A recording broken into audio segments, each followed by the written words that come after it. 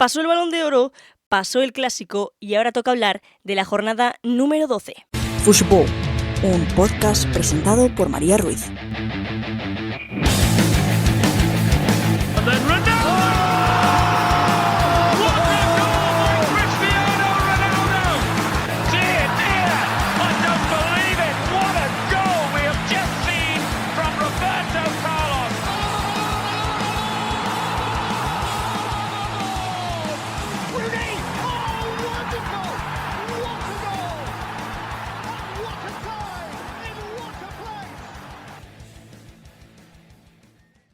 Muy buenas a todos, ¿cómo estáis? Bienvenidos a un nuevo programa de Fútbol. Yo soy María Ruiz y bueno, previo a este análisis de la jornada número 12 de la Liga eSports, me es imposible no hablar de lo que sucedió el pasado lunes en París.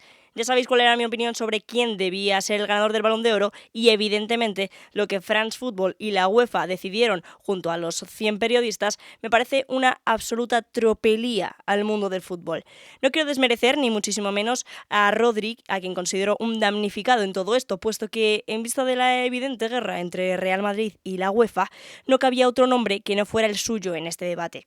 Se va a menospreciar y a tirar por tierra el trabajo de un futbolista excelso, el mejor en su puesto, pero del mundo no es ni lo ha sido nunca. Desde que eres pequeño y empiezas a ver el fútbol, te enamoras de jugadores como Ronaldinho, Neymar, Cristiano Ronaldo, Messi y compañía. Infravaloras las labores de futbolistas magníficos como el propio Rodri, Xavi, Sergio Ramos o Iker Casillas. Pero lo que de verdad siempre ha movido el fútbol, para los niños, los más entendidos o los cuñados de barra del bar, es ese jugador determinante, que sabes que en cuanto toque la bola algo puede pasar. Para mi juicio, ese jugador tiene que ser siempre el mejor del mundo y más aún cuando es determinante y decisivo en los momentos importantes, cuando gracias a su fútbol logra títulos y se sabe que ha sido fundamental en su cosecha. El fútbol que me enamoró es el mismo que gritaba ese portugués hijo puta es y nadie se escandalizaba, donde las reyertas, piques y chulerías estaban a la orden del día, pero que sin ellas perdía toda la esencia del deporte. No defiendo ni blanqueo la violencia injustificada ni los comentarios discriminatorios, de cualquier índole, pero no matéis el fútbol que vi. El fútbol intenso, caliente y provocador, donde llamar malo al árbitro no suponía una sanción de 3 partidos, ni donde mandar callar o bailar fuera un símbolo de provocación. Dicho esto, no sé cuál habrá sido el motivo real para la no consecución del Balón de Oro para Vinicius Jr., si la guerra entre el Real Madrid y la UEFA o el criterio absurdo y banal del fair play. Pero lo que sí tengo claro es que no ha habido un jugador mejor que el Carioca la temporada pasada. Un hurto clamoroso que deja en evidencia a la organización y que, en cada ceremonia, se retrata en un premio con menos relevancia, sentido, prestigio y consideración por parte de los aficionados y futbolistas. Dicho todo esto, no quiero ahondar muchísimo más en este debate, en este tema, porque creo que es suficiente dicho.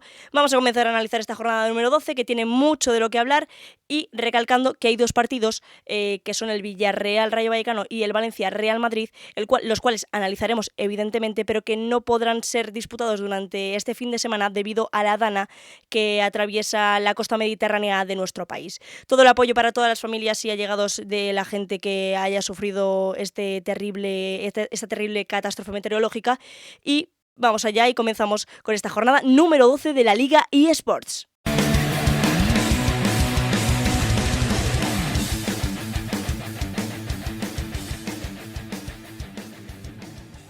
El viernes vuelve el fútbol a Mendizorroza y la afición babazorra está deseando volver a cantar una victoria de los suyos. Alavés Mallorca, el viernes a las 9 de la noche, abre la jornada número 12 de la Liga eSports.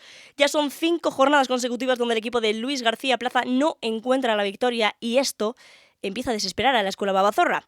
Si bien es cierto, es importante reseñar que de esas 5 derrotas, 2 de ellas han sido contra Real Madrid y Barcelona, pero sin ir más lejos, la sufrida en la jornada pasada ante el Rayo Vallecano es precisamente dolorosa. De esa última jornada 11, el Alavés regresa con las manos vacías tras su visita a la capital de España. Un partido que se le puso de cara a los 20 minutos de juego con la expulsión de Mumin. Pese a ello, el equipo vasco no supo encontrar la manera de dañar a los de la franja, que se mantuvieron firmes defensivamente e intentaron dañar la meta de Sivera con los ataques incisivos de Jorge de Frutos y Ratiu. Al mismo tiempo, también añadir que el gol que encaja el equipo vasco es un completo infortunio donde los haya. Con todos estos precedentes, el equipo de Luis García Plaza necesita los 3 puntos como el comer y para ello debe hacer valer el gran estado de Toni Martínez y recuperar las mejores sensaciones de, por ejemplo, Carlos Vicente. Regresará Abkar Alazaga, un jugador muy importante en este proyecto, y Antonio Blanco parece que será de la partida también en la medular. Un 11 de gala para poder sumar tras un mes de sequía. Enfrente tiene al Real Club Deportivo Mallorca, que el pasado lunes consiguió rascar un punto en casa frente al Athletic Club de Bilbao.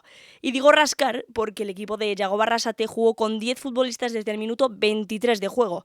Un Mallorca que está atravesando un gran momento de la temporada, con solo una derrota de los últimos 5 enfrentamientos. Si repasamos el desempeño del equipo balear en la jornada 11, se pudo ver a un conjunto muy sacrificado que secó a los hermanos Williams y a Jan Sanzet, un equipo comprometido en defensa pero con mucha hambre arriba. Para ello están siendo fundamentales jugadores como Robert Navarro con sus incursiones en ataque, además de ambos laterales como Mojica y Mafeo, que tienden a tener mucha participación ofensiva. Todos estos hombres sirven a su gran rematador y estrella, Vedat Muriqi, que a punto estuvo de llevarse algún gol bajo la manga. De la misma manera lo intentarán en Mendizorroza ante un rival herido y en tendencia negativa.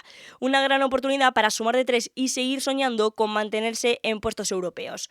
Un partido en el que parte como favorito el Mallorca, un Mallorca que le cuesta mucho y le cuesta encontrar su mejor versión fuera de casa, ya no te digo solo puntuar, sino también eso, encontrar las mejores sensaciones, donde se ve a un fútbol un poquito más tibio. Si bien es cierto que la rocosidad defensiva se sigue manteniendo, eso sí es cierto, pero ofensivamente se les encuentra peores cuando se alejan de Son Moix, ante un Alavés que evidentemente es una presa absolutamente herida, que ahora mismo pues va cuesta abajo y sin frenos y que necesita por lo menos volver a sumar para reengancharse a la liga, reengancharse a la permanencia y reengancharse a sobrevivir y a su fútbol.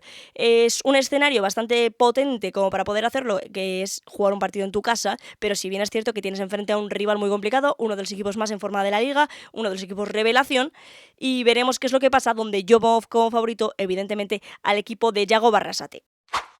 El sábado a las 2 de la tarde, el Sadar abre las puertas de Europa y no quiere dejar títere con cabeza. Tras una victoria importantísima ante la Real Sociedad, el Osasuna regresa a su feudo con la convicción de que esta temporada el sueño de Europa puede traducirse en realidad. El asalto a la Real Arena fue el impulso extra que necesitaba este proyecto para creerse que se puede competir por Europa. Un equipo que se mantuvo muy serio, solidario, sacrificado y sin contemplaciones a nivel defensivo, y que cuando tiene que atacar lo hace como si no hubiera podido hacerlo en 100 años. Una agresividad, verticalidad y profundidad que le llevaron a perforar la meta de Remiro en 2 ocasiones, pero que evidentemente pudieron ser más. Con Brian Zaragoza y Ante Budimir en estado de gracia, todo esto sumado a un Lucas Zorro muy protagonista y goleador en las últimas 2 jornadas, además de a un Aimar Oroz que enlaza todas las fases del juego rojillo y deleita en cada partido a los aficionados. Un compendio de buenas sensaciones que impulsan al equipo navarro, que evidentemente buscará los 3 puntos en casa para no desvincularse de la lucha. Enfrente tendrá al conjunto vallisoletano, que viaja a Navarra tras una derrota muy ajustada ante el Villarreal. El equipo de Petzolano no pudo sumar 3 puntos, pero le pusieron las cosas complicadas al submarino amarillo. Un excelso Karl Hein mantuvo en pie al Pucela ante las masivas internadas de Alex Baena, Elías Acomach y compañía. Un partido sacrificado a nivel coral, donde las labores defensivas eran imperantes, pero que no limitaron el ataque. Cuando podían salir a correr con mucha profundidad, con Raúl Moro, Silla y Anuar como los baluartes ofensivos del Pucela. El punto de inflexión se dio con esas sustituciones de Mario Martín y Selim Amalá, que debilitaron el centro del campo, donde Baena pudo trotar y jugar libremente para deleite de los aficionados amarillos. Con la mirada ya en los Osasuna, el Real Valladolid tiene un papel muy complicado. Asaltar el Sadar, uno de los feudos más incorruptibles de la primera división española, y con la situación límite que atraviesa en la tabla. Un partido muy duro para los de Petzolano. Analizando un poquito este duelo, un encuentro muy interesante, la verdad, donde el Osasuna puede hacerse más grande, donde puede crecerse en esa tesitura que tiene como posible valedor de una plaza para Europa para la próxima temporada, si bien es cierto que todavía queda mucho, evidentemente queda mucho, pero bueno, hay que ir ganando puntos poco a poco, no se puede correr solo al final de la carrera, y el equipo navarro lo está haciendo muy bien. Enfrente tiene a ese Real Valladolid, que evidentemente atraviesa rachas muy irregulares, juega partidos a veces buenos, a veces malos, sin llegar a concretar una idea exacta de juego, sin llegar a estabilizar su proyecto, y donde el entrenador puede estar un poquito, en tela de juicio, ¿no? Si no termina por consumar 3 puntos dentro de de pocas jornadas, porque el equipo se encuentra en una situación un poco complicada, y lo que digo, al igual que el Osasuna no puede correr en los últimos metros para poder alcanzar Europa, el Valladolid no puede esperarse a correr en los últimos metros para mantenerse en primera división, por lo que es un duelo bastante entretenido, donde evidentemente pongo como favorito a este Club Atlético Osasuna, pero que ojito con el Valladolid, que está hiriendo y está jugando bien estos últimos encuentros. Al Villarreal, como digo, ya se lo puso muy difícil, ganó al Alavés, pero hay que tenerlo en cuenta porque creo que puede aspirar a más de lo que realmente está haciendo durante esta temporada. El sábado a las 4:15, Montilivi quiere aupar a los suyos que necesitan volver a ganar. La pasada jornada el Girona visitó el estadio de Gran Canaria y se volvió de vacío. Un partido que mostró las carencias y vergüenzas de un equipo que, sin la mitad de la plantilla disponible, no puede competir con regularidad. No me gusta ni pretendo ser oportunista, pero ¿qué razón tenía Florentino con la idea de la Superliga? Un equipo que sin la ayuda del Manchester City naufraga a 3 puntos del descenso y es vencido por cualquier equipo de medio pelo en España y en Europa. Una temporada excelsa siempre está acompañada de una desastrosa en cuanto a clubes humildes se refiere. Una idea que el fundador de la Superliga quería precisar y solucionar para que estos clubes puedan sobrevivir económicamente sin necesidad de vender a sus estrellas y competir en todas las competiciones, además de ir asentándose en Europa poco a poco. Una temporada de ensueño, sí, pero ¿a qué precio?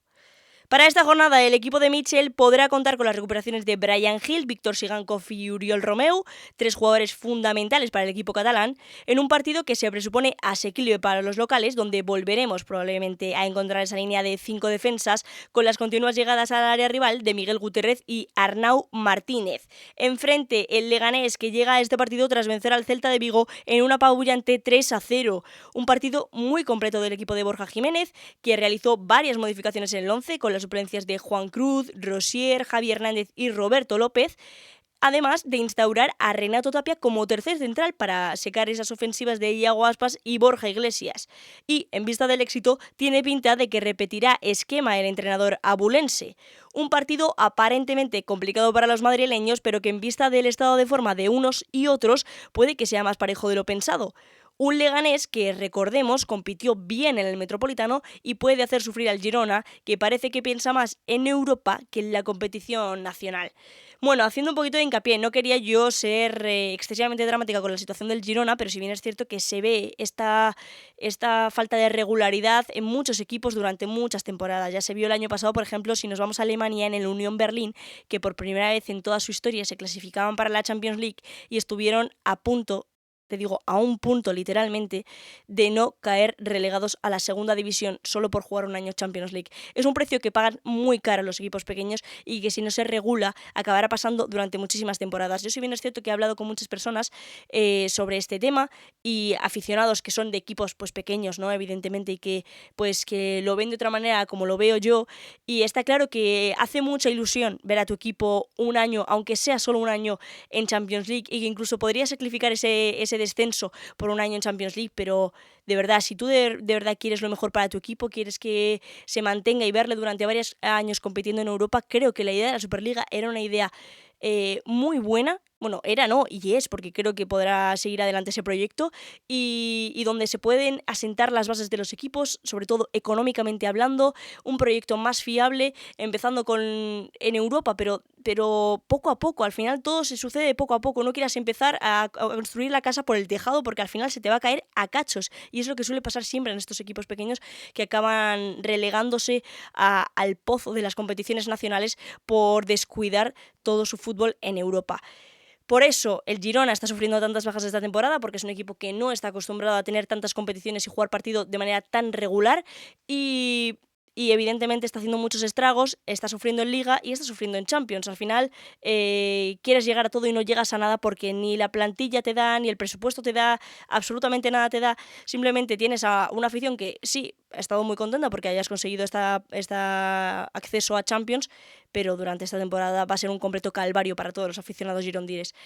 Hablando un poquito de este partido contra el Leganés, se presupone, bueno, eso, lo que digo, una victoria aparente del Girona, porque juega en casa, juega contra un rival que es, bueno, lo que digo, aparentemente peor, pero si nos fijamos en la tabla ahora mismo, hay una diferencia de un puesto apenas puntos de diferencia, y un Girona que se encuentra a 3 puntos sobre el descenso, si bien es cierto que todavía queda mucha temporada, pero es algo que hay que empezar a enmendar ya.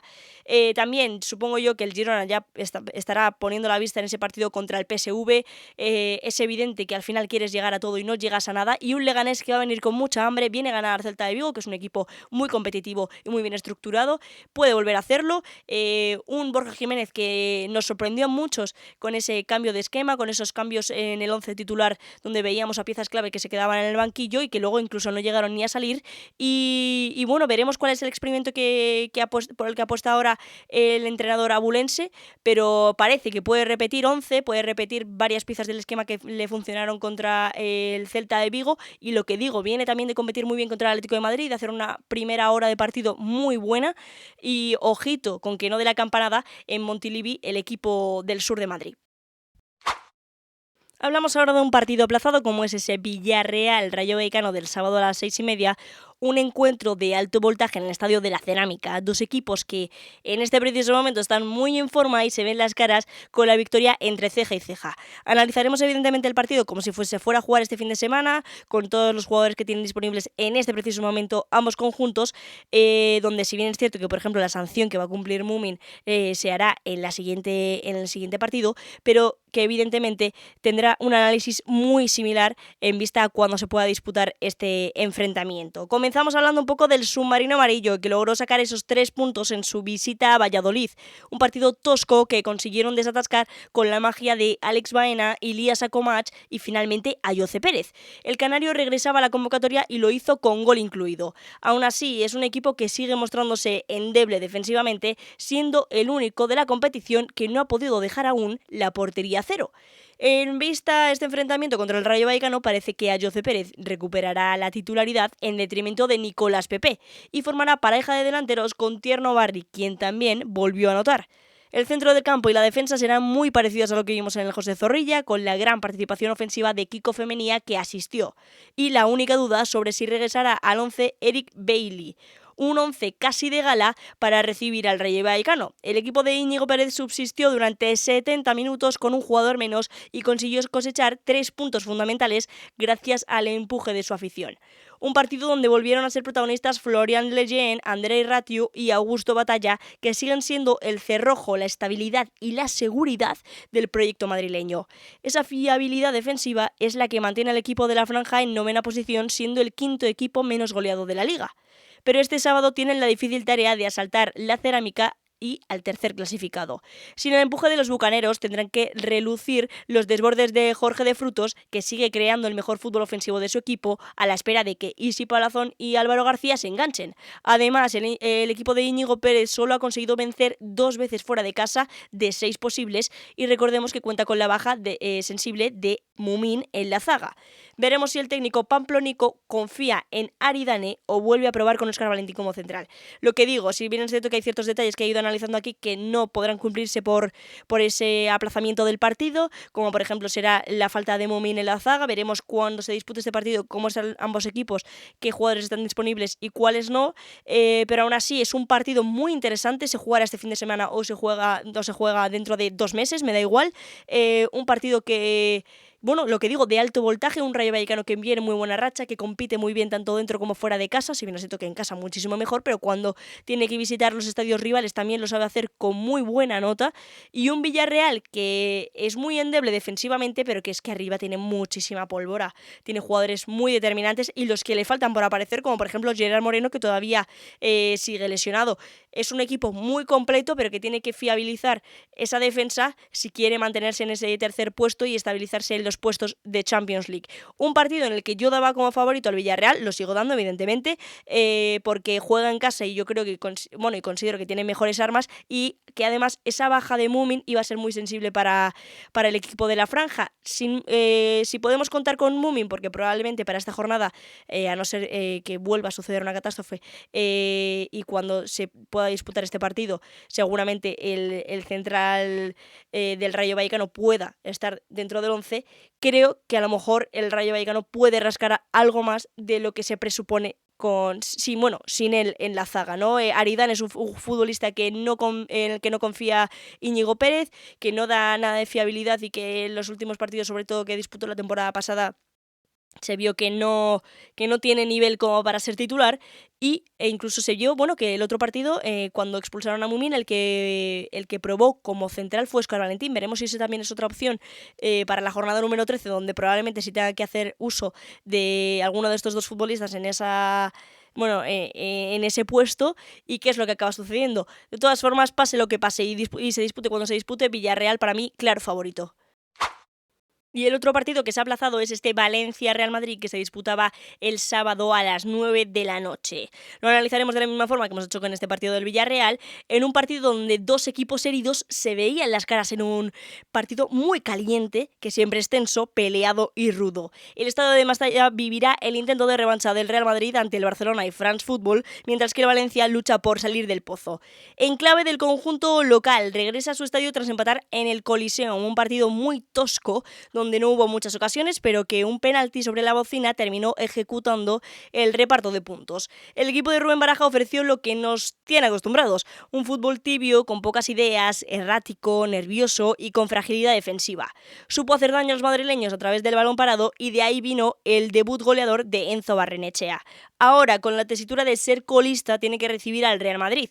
Un duelo que siempre se presupone caliente por todos los dimes y diretes que ha habido en las últimas temporadas, en el que además no podrá contar con dos jugadores clave como Hugo Duro y Thierry Correia. Aún así, y con independencia de la racha tan negativa de los SES, el enfrentamiento contra el Real Madrid siempre se evalúa aparte. Un partido que motiva mucho más a los jugadores y a la afición, que se dejan todo por intentar puntuar y de esa manera joder al Real Madrid. En la otra cara de la moneda encontramos al equipo merengue, que es un león herido. Tras la humillante derrota en el Santiago Bernabéu por 0-4 frente al FC Barcelona y el desplante de France Football y la UEFA en la gala del Balón de Oro, estamos ante el punto de inflexión que este equipo necesitaba. De aquí solo pueden salir dos caminos muy diferentes: remontar la Liga y ganar la 16ª Champions League, o un vacío absoluto de una temporada para el olvido. Pero sabiendo cómo es el Madrid, cómo funciona Carlo Ancelotti y este grupo de jugadores que ante las adversidades se crecen, parece que la opción más probable es la primera. Es el tortazo en la cara que necesitaban los blancos para volver a deleitar al fútbol con su calidad. Repasando ese encuentro ante el FC Barcelona, considero que el luminoso no refleja con honestidad lo que se vio en el terreno de juego. Una primera parte muy buena del conjunto blanco, que no concedió en ninguna ocasión y que además pudo hacer gol en varias ocasiones. A partir del descanso, otro Madrid completamente diferente se postró en el terreno de juego. Caótico, desordenado, desconcentrado e inconexo. No vamos a hacer sangre sobre la infinidad de ocasiones que un delantero de la talla como Kylian Mbappé desaprovechó. Pero más allá de eso, defensivamente el Real Madrid se hundió y fue aplastado por un Barcelona demoledor. Dejando el clásico atrás, el Real Madrid se presenta en Mestalla, un campo muy hostil donde los haya, con un once muy predeterminado, donde las únicas dudas pueden estar con Antonio Rüdiger, que sufre unas molestias y es duda, y en el centro del campo, donde la variante se halla entre Eduardo Camavinga y Luka Modric, aunque en vista del rendimiento en el último partido, probablemente el francés sea de la partida. Lo que digo, un partido que se disputará cuando lo podamos saber, un partido que evidentemente será igual de caliente, se dispute este fin de semana o dentro de 3 años, va a ser igual de caliente, porque un Valencia-Real Madrid siempre está a la orden del día, siempre está caliente, con la situación y con la tesitura de la no consecución de Vinicius, la no consecución del Balón de Oro por parte de Vinicius, y con todos los dimes y diretes que ha habido durante estas últimas temporadas, con esas polémicas sobre comentarios racistas para el jugador brasileño, y por ejemplo la última vez que el Real Madrid visitó Mestalla, con ese gol sobre la bocina que Gil Manzano decidió no dar porque había pitado 5 segundos antes. Son enfrentamientos que siempre dan de qué hablar, y que evidentemente este no iba a ser menos. Un Madrid que llega muy dolido, que tras todas estas humillaciones que ha tenido durante esta última semana tiene que sacar pecho, y es el momento donde más veces se ve al Real Madrid. Cuanto más hundido lo ves, cuanto peor lo veas, es donde mejor versión va a sacar el equipo blanco, y yo creo que probablemente resurja de esas cenizas.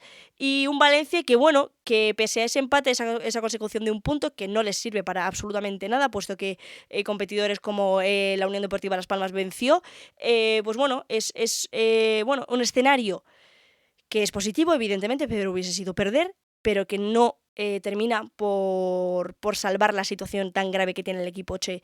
Sigo pensando que Rubén Baraja sigue, cogido por pinzas en su puesto como entrenador del Valencia, que, se pueden contar las horas para que sea destituido, pero que, habla de una tesitura muy complicada, de un proyecto que ya desde hace mucho tiempo se veía que iba a pique y que es muy complicado salvar. No sé si el Valencia esta temporada podrá salvar la categoría, espero que sí, simplemente porque es un equipo histórico de la primera división española, pero una tesitura muy complicada y estamos hablando solo de la jornada número 12 de Liga. Pasamos ya al domingo, a las 2 de la tarde, el Atlético de Madrid necesita ganar con el apoyo de su afición y volver a sentirse vivo. El conjunto colchonero atraviesa una racha desastrosa, solo una victoria de los últimos 5 partidos entre Liga y Champions. Llega de perder en el Benito Villamarín en un duelo donde solo encajó un gol, pero pudieron ser muchos más. Es el equipo menos goleado de la Liga, pero no porque esté haciendo méritos para serlo. Todas las pérdidas de balón en el centro del campo están provocando desplantes en la defensa, que son salvados por Llano Black, José María Jiménez y compañía, pero que simplemente tratan de opacar el mal estado de jugadores como Rodrigo de Paul o Coque. Pero es que ofensivamente tampoco es mucho mejor. Se ve a un Griezmann solitario que vaga por la frontal del área en busca de compañeros que no terminan de ayudar al francés. Un absoluto descontrol en todas las facetas del juego que hacen ver la mala situación del Atleti. Para esta 12ª jornada se le presupone favorito, jugando en casa ante el penúltimo clasificado. A la espera están los posibles regresos de Pablo Barrios, Marcos Llorente y César Pilicueta, que tanto echan de menos los colchoneros. Recibirán en este caso a la Unión Deportiva Las Palmas, segunda victoria consecutiva con Diego Martínez en los banquillos, en un partido muy sobrio y muy serio de los canarios ante el Girona, donde sacaron a relucir las vergüenzas de los catalanes. Regresó Siles en a la meta, que está siendo un seguro bajo palos, y lograron la primera portería cero de la temporada. Volvió a anotar Alex Muñoz y también volvió a ser decisivo Fabio Silva con una asistencia. El nuevo fútbol que ha propuesto el entrenador gallego se basa en ser fuertes defensivamente, sin contemplaciones, y a la hora de atacar, hacerlo con un cuchillo entre los dientes. La mejor fórmula para intentar asaltar el Metropolitano ante otra presa débil, al igual que han sido Valencia y Girona. Son dos equipos muy contrapuestos, evidentemente no hablamos de la calidad de las plantillas porque creo que es evidente cuál tiene nivel, quién tiene más nivel que otra, pero es que ahora hablamos de situaciones completamente diferentes. El Atlético de Madrid lleva varias jornadas sin ganar, se encuentra ahora mismo en un momento donde creo que no tiene ningún tipo de identidad, ya lo analicé en la anterior jornada y se ve que ante este Real Betis Balompié tampoco consiguió sacar nada positivo de ese partido, donde muchas carencias defensivas, pero que pese a ese bloque tan sólido, pues logran sacar resultados cortos por lo menos en cuanto a goles encajados, y es que ofensivamente son una cosa muy nula, pero pienso que todo el problema nace y surge en el centro del campo, un centro del campo que es un absoluto desastre. Sin Pablo Barrios ni Marcos Llorente se hacen ver todas las vergüenzas que tiene este equipo, un Conor Gallagher que comenzó muy bien pero que se ha ido disipando, un Rodrigo de Paul que no da el nivel que da con la selección argentina y que está a años luz de ese fútbol, y un Coque que ya no le puedes salvar a Coque por 3 partidos buenos que haga y por 2 comentarios cancheros que haga en rueda de prensa. Me parece que es una absoluta vergüenza que el Atlético de Madrid siga compitiendo de esta manera, que el Cholo Simeone no se haga responsable de nada de lo que está sucediendo y que a la vista está que este año puede ser que, al igual que la temporada pasada, vuelvan a tener complicado el clasificarse para Champions League. Un Villarreal muy potente, con equipos que están apretando desde atrás, como son Mallorca, Athletic Club de Bilbao, Real Sociedad, Real Betis o incluso el Osasuna, pueden asomarse a esos puestos europeos. Va a haber mucha pugna y, a sabiendas de que Real Madrid y Barcelona probablemente estén dentro de esos puestos Champions casi al 100%, el Atlético de Madrid tiene que apretar las tuercas, si no quiere verse sufriendo y con el agua al cuello en las últimas jornadas de Liga. Un Atlético de Madrid, lo que digo, sin identidad, que por lo menos en casa intenta competir de mejor manera, pero que tampoco se le está viendo nada diferente, y que tu única victoria en las últimas 5 jornadas haya sido contra el Leganés habla muy mal de ti, y más si analizas el partido y ves que esa victoria se dio con una primera hora de partido muy sufrida por los colchoneros. Enfrente, Las Palmas, que viene con una dinámica completamente diferente, con este nuevo entrenador, 2 victorias de 2 posibles, si bien es cierto contra rivales muy heridos, como por ejemplo también es este perfil del Atlético de Madrid, como son Valencia y Girona, y donde, está siendo muy eficaz, ¿sabes? Al final está teniendo pocas oportunidades, pero las está enganchando, las está metiendo para adentro y defensivamente se encuentra muy rocoso y muy seguro, sobre todo. Eso es lo importante, ¿no? Se encuentra seguro, se encuentra cómodo en esa tesitura Las Palmas y a partir de ahí creo que puede surgir este proyecto, se puede empezar a ir afianzando y es a partir de estas bases que está construyendo Diego Martínez donde el proyecto de Las Palmas pueda sentarse en Primera División Española. El derbi catalán regresa a la Primera División Española tras una temporada de vacío y los pericos le tienen muchas ganas al Barcelona. Comenzamos hablando del equipo culé, que es más líder aún tras asaltar el Santiago Bernabéu con esa humillante victoria ante su máximo rival. Un partido que se les puso cuesta arriba, con una primera parte más tosca, sobre todo a nivel constructivo, y donde hicieron ver las carencias defensivas del equipo. Un trabajo que salió a las mil maravillas, pero que si no llega a ser por lo erráticos que estaban los delanteros blancos, podría haber salido muy mal. Ya en el segundo tiempo todo fue coser y cantar. Ante un Madrid descolocado, el Barcelona pudo hacer alarde de su potencial ofensivo y todo su tridente se marchó de la capital con un gol, al menos, bajo el brazo. Un partido donde también es importante reseñar el papel de jugadores como Marc Casado o, posteriormente, Frenkie de Jong, que equilibraron al equipo en todo momento. El equipo de Hansi Flick, que mira al derbi con la única incertidumbre en el centro del campo, donde ya están disponibles y con capacidad de ser titulares jugadores como Dani Olmo o Frenkie de Jong y probablemente desbanquen a Fermín.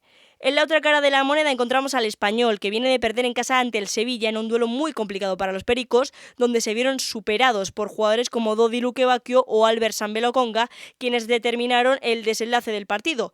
Solo una victoria en los últimos 5 partidos hacen ver las carencias de este equipo, que se asoma al descenso por tercer año consecutivo. La noticia más positiva fue el regreso a la titularidad para Javi Puado, que pudo completar 80 minutos de juego. Para este partido se presupone una línea defensiva más férrea, similar a la que vimos en el duelo ante el Atlético de Madrid o Real Madrid, y donde no se esperan muchos cambios en el once titular. Un partido donde evidentemente es favorito el FC Barcelona y donde digo que los pericos que tienen ganas de revanchas, porque si recordáis bien, la última vez que ambos equipos se enfrentaron fue en una jornada de hace 2 temporadas, donde el Barcelona venció al Real Club Deportivo Español en casa de los Pericos y eso propició la consecución del título de liga para los culés y el descenso matemático para el equipo local. Un partido que dejó una imagen muy fea con esa invasión de campo y intentos de ataque a los futbolistas del conjunto culé, pero que evidentemente entiendo que los pericos quieran redimirse de esas malas sensaciones, de ese recuerdo que tienen, sobre todo la afición, que seguro que está muy dolida después de eso, y además de la latente ya competitividad y rivalidad que hay entre ambos conjuntos. Lo que digo, parte como favorito el FC Barcelona, que es un equipo mucho más hecho, que está demostrando que es muy superior a cada rival al que se enfrenta, y ante un Español que, si bien es cierto, por ejemplo, contra el Atlético de Madrid sobre todo, que consiguió rascar ese 0-0 en el Estadio Metropolitano, se vio al conjunto catalán muy serio defensivamente, donde pudimos ver una gran versión de ellos, sobre todo con un Joan García excelso, que ahora en estas últimas jornadas nos está viendo esta gran versión del portero, y contra el Real Madrid, sobre todo en esos primeros minutos de juego, sobre todo en esa, te diría, primera hora de partido, también se vio a un equipo muy sólido defensivamente y seguramente se vea esta misma estructura en el partido frente al Barça. Un Barça que parte como favorito y que probablemente se lleve este derbi catalán. El domingo a las 6:30, 2 equipos históricos de la Liga se ven las caras en el Sánchez-Pizjuán. En clave del conjunto hispalense regresa a su estadio tras ganar por 2-0 frente al Español. Un partido con un protagonista evidente como Dodi Luquevaquio. El atacante belga, que está tirando ahora del carro, se ve mucho más fino de cara a puerta, con más chispa, acierto y descaro. Toda la confianza que fue perdiendo la pasada campaña la ha ido recuperando bajo las órdenes de García Pimienta. Una pieza fundamental para entender el 10º puesto en la tabla de los andaluces. Para este enfrentamiento cuentan con las bajas de Nilan, Nianzú y Badé. El portero noruego estaba siendo una de las claves en el Sevilla, salvando a su equipo en más de una ocasión. Al igual que Loic Badé, un central de muchas garantías, con buen juego aéreo y que se había hecho con la zaga sevillista. Bajas muy sensibles para recibir a un rival tan complicado como la Real Sociedad.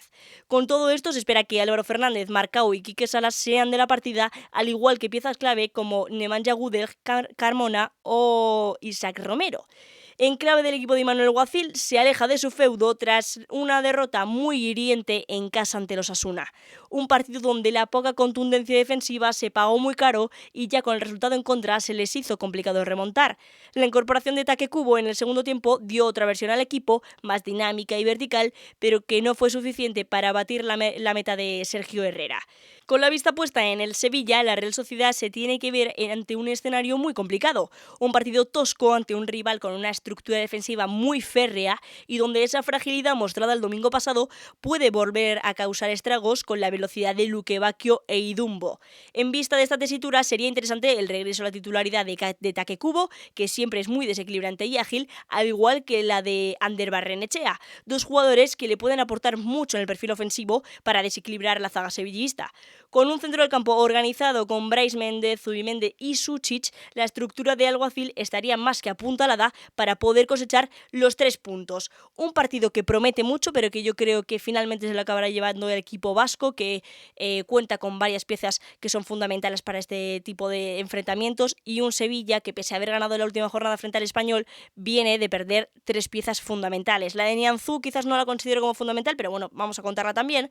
Pero es que Loic Bade y Nilan son dos jugadores que son, vamos, estructurales en este equipo y que sin él no se entienden que estén décimos en la tabla. Una de las mejores sensaciones que estaba teniendo este Sevilla es que estaba defendiendo bien, que estaba concediendo pocas ocasiones de gol a sus rivales y que estaba manteniéndose muy frío y contundente defensivamente hablando, pero es que sin estos dos jugadores probablemente veamos una versión muy diferente de esto a lo que nos tiene acostumbrados el bueno de García Pimienta, ¿no?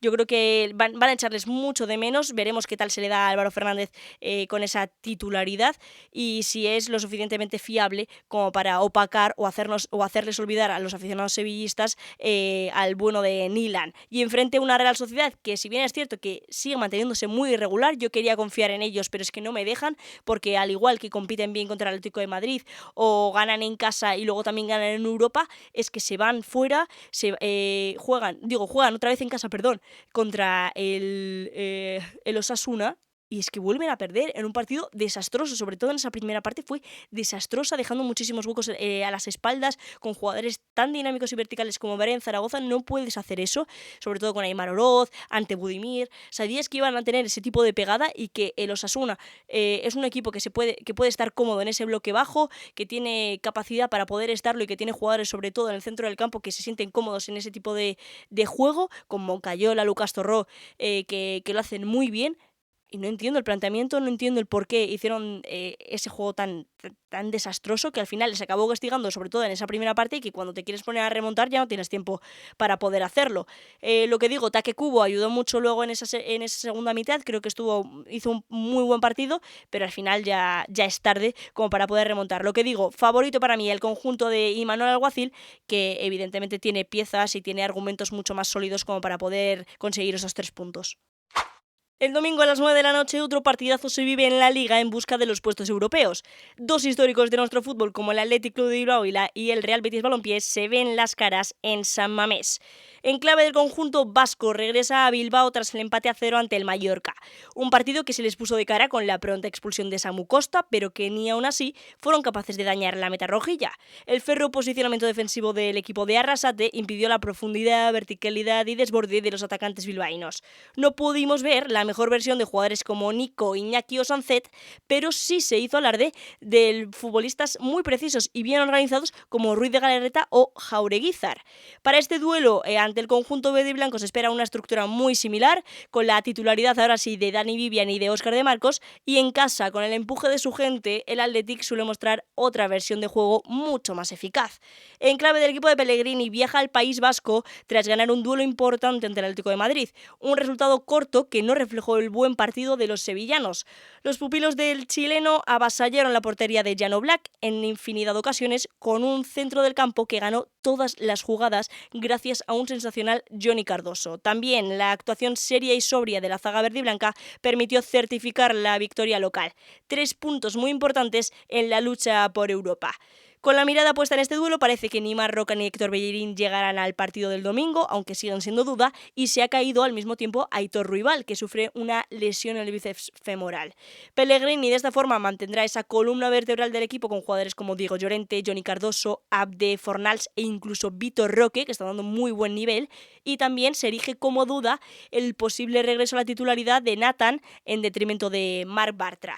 Otro partidazo, porque son dos equipos que ahora mismo vienen en muy buen estado de forma. Un Athletic Club de Bilbao que sí es cierto que fuera de casa le cuesta mucho puntuar, le cuesta mucho ganar, y se veía ante un partido muy complicado contra el Mallorca, porque es, ya lo de que digo, uno de los equipos revelación, uno de los equipos que mejor compite, y sobre todo cuando juegan Son Moix es un equipo muy difícil de ganar, pero aún así, por lo que digo, no pudimos ver a lo mejor la mejor versión de ese Athletic Club de Bilbao, pero pese a ello creo que parten como favoritos en este partido en casa, sobre todo porque cuando juegan en San Mamés se ve otra cara completamente diferente del equipo de Ernesto Valverde, ante un Betis que está haciéndolo muy bien. Ganó en el Sadar, uno de los campos más complicados de España, y en el único sitio donde, bueno, es el único equipo que ha conseguido vencer a los Osasuna allí, y ganó en casa del Atlético de Madrid. Tenía un calendario muy apretado el conjunto de Pellegrini y está pasándolo con nota, si bien es cierto que exceptuando ese partido contra el Copenhague en Europa League, pero si venimos a analizar simplemente su calendario nacional, lo está haciendo de maravilla el conjunto verde y blanco, y ahora tiene que ir a San Mamés, un campo muy difícil, y yo creo que también dará la talla, además acentuando que tiene bajas muy sensibles como la de Isco y Giovanni Lo Celso, que son dos futbolistas capitales en este proyecto y que probablemente si estuvieran en el terreno de juego podríamos ver a un Betis incluso mejor, incluso porque ya está siendo un Betis muy competitivo, y donde digo que esa duda a lo mejor que se erige en la zaga con Nathan, a lo mejor Marc Bartra, no lo sabemos cuál de los dos puede jugar, pero que aún así se ve un equipo muy sólido, con un Johnny Cardoso que está volviendo a deleitarnos como ya lo hizo la temporada pasada, que está teniendo un fútbol sensacional. El otro día frente al Atlético de Madrid fue un absoluto espectáculo, un Abde que está siendo muy vertical, encarador, con muchísima agilidad y muchísima frescura, y un Vitor Roque que nos está sorprendiendo a muchos. De entre esos muchos me encuentro yo, porque la verdad que no esperaba esta versión del brasileño, que creo que Pellegrini sabe encontrar el toque que necesitaba y que no supieron ver en Barcelona, y yo creo que Vitor Roque se ha sabido adaptar muy bien al Betis. Un partido de muy alto voltaje que yo creo que puede darnos mucho, porque son dos equipos muy buenos de nuestra liga, dos equipos muy en forma, y que creo que puede ser un duelo muy emocionante. Y se cierra la 12ª jornada de la Liga en Balaídos en un duelo de juegos muy diferentes. La cantera y el juego de toque de Giraldez frente a la defensa férrea y organizada de Bordalás. En clave del Celta de Vigo vuelve a casa tras una humillante derrota ante el Leganés. Se nota que cuando el conjunto celeste está fuera de casa sufre, y mucho. Un partido donde el caos, el descontrol y la mala colocación hicieron estragos en el equipo gallego, que apenas tuvo la oportunidad de rascar siquiera un punto en su visita a la capital. Dejando atrás el estrago de Leganés, el equipo de Giraldez necesita regresar a la senda de la victoria, y qué mejor manera de hacerlo que contra un rival directo en su casa. Se esperan pocos cambios en el 11 de los gallegos, con la única duda en la zaga entre Manquillo y Javi Rodríguez. También, por otra parte, se espera el regreso a la titularidad de Billiot Swedberg en detrimento de Jonathan Bamba. Enfrente tendrán al conjunto de José Bordalás, que en la última jornada volvió a empatar in extremis ante el Valencia con otro penalti que anotó Mauro Arambarri. Llevan 2 jornadas donde los azulones consiguen rascar un punto en los últimos minutos y desde la pena máxima.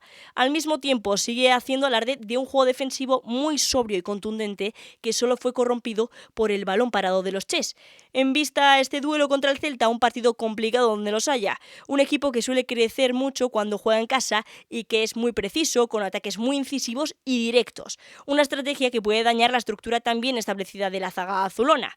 Los de Bordalás, que formarán con un 11 al que se le presuponen pocas rotaciones, con Luis Milla, Uche, Arambarri, Diego Rico y Alex Sola como piezas clave. Al mismo tiempo, parece que Borja Mayoral seguirá sin estar disponible. Un partido donde son equipos que, tienen estilos de juego muy diferentes, evidentemente, pero que están disputando pues esas zonas, si bien es cierto que el Getafe se encuentra un poquito más hundido, que el Celta ha conseguido puntuar de mejor manera, pero que son equipos que se presupone que van a estar en esa zona intentando salvarse o ya salvados, porque parece que el Celta tiene un proyecto donde pueda aspirar a un poquito más, pero que al igual que son dos equipos que combaten mucho, que sobre todo el Getafe sabe puntuar bien tanto dentro como fuera de su casa, y un Celta que en casa tiene otra versión muy diferente, si bien es cierto que su último partido en Balaídos acabó con una derrota porque fue contra el Real Madrid, pero más allá de enfrentarse a esos equipos grandes, el Celta de Vigo está sabiendo competir muy bien contra cualquiera que se postre en Balaídos. Lo que digo, un partido donde le presupongo favorito al Celta de Vigo, que necesita volver a ganar, necesita tener otra vez esas sensaciones positivas que ya lleva varias jornadas sin poder cosecharlas, y un Getafe que, bueno, poco a poco se va salvando, va sumando puntitos, poco a poco, con una plantilla que ya sabemos que era muy corta y muy pobre, pero donde el bueno de José Bordalás siempre va a sacar algo porque es un entrenador tan sumamente bueno que le das una taza y un microondas y yo creo que te gana la liga. Así que, bueno, un partido, lo que digo, presupongo favorito al Celta de Vigo, donde tenemos que volver a encontrar buenas sensaciones con William Suerbe, con Iago Aspas, con una estructura defensiva que necesita mejorar mucho, porque no puede ser que en casi todos los partidos se encaje gol y le hagan tanto daño cuando ataca el rival, ante un Getafe que su peor baza es esa, el ataque, ¿no? Y más si no cuentas con un jugador como Borja Mayoral. Un partido donde el Celta es favorito y que finaliza esta jornada número 12. Terminado ya el análisis, esto ha sido todo por hoy, espero que os haya gustado, ya sabéis, espero vuestros comentarios, vuestro feedback por todos lados, por redes sociales, mediante Spotify mismamente. Espero que os haya gustado, que lo hayáis disfrutado mucho, que os haya servido de algo este análisis de la jornada número 12, espero que no haya dado mucha cera a vuestro equipo favorito y nos vemos en una próxima entrega. Hasta otra, chao chao.